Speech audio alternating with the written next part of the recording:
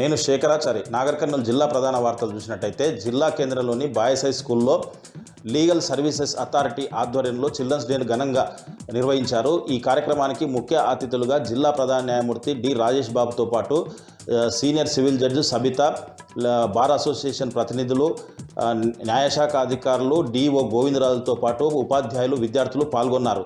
ఈ సందర్భంగా నిర్వహించినటువంటి క్రీడల్లో ఉత్తమ ప్రతిభ కనబరిచిన వారికి మెమెంటోలు అందజేసి అభినందించారు. ఈ సందర్భంగా ప్రధాన న్యాయమూర్తి రాజేష్ బాబు మాట్లాడుతూ విద్యార్థులు చక్కగా చదువుకొని తమ బంగారు భవిష్యత్తుకు బాటలు వేసుకొని ఉన్నత శిఖరాలు అధిరోహించాలని చెప్పేసి ఆయన విద్యార్థులకు పిలుపునిచ్చారు.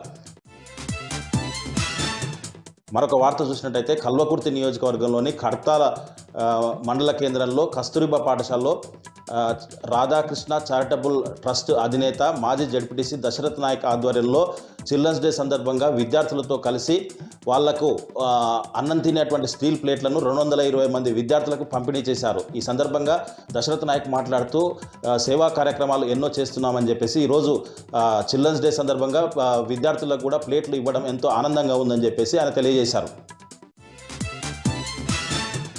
మరొక వార్త చూసినట్టయితే కల్వకుర్తి గాంధీనగర్ వెల్ఫేర్ అసోసియేషన్ అధ్యక్షుడు సయ్యద్ ఎజాజ్ అలీ ఆధ్వర్యంలో గాంధీనగర్లో ఉన్నటువంటి అంగన్వాడీ కేంద్రంలో చిల్డ్రన్స్ డేను ఘనంగా నిర్వహించారు. ఈ సందర్భంగా విద్యార్థులతో కలిసి కేక్ కట్ చేసి అనంతరం విద్యార్థులకు స్లేట్లు, పండ్లు పంపిణీ చేశారు. ప్రతి సంవత్సరం కూడా చిల్డ్రన్స్ డేను ఘనంగా నిర్వహిస్తున్నామని చెప్పేసి గాంధీనగర్లో ఎన్నో సేవా కార్యక్రమాలు చేస్తున్నామని చెప్పేసి గాంధీనగర్ వెల్ఫేర్ అసోసియేషన్ అధ్యక్షుడు సయ్యద్ ఎజాజ్ అలీ తెలిపారు.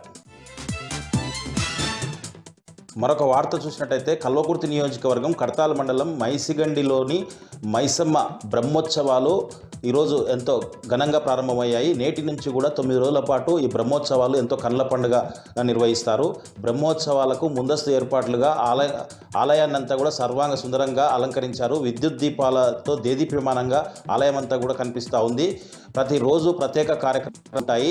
దీనికి సంబంధించి కార్తీక మాసం కావడంతో కూడా కార్తీక దీపాలు కూడా భక్తులు వెలిగిస్తారు.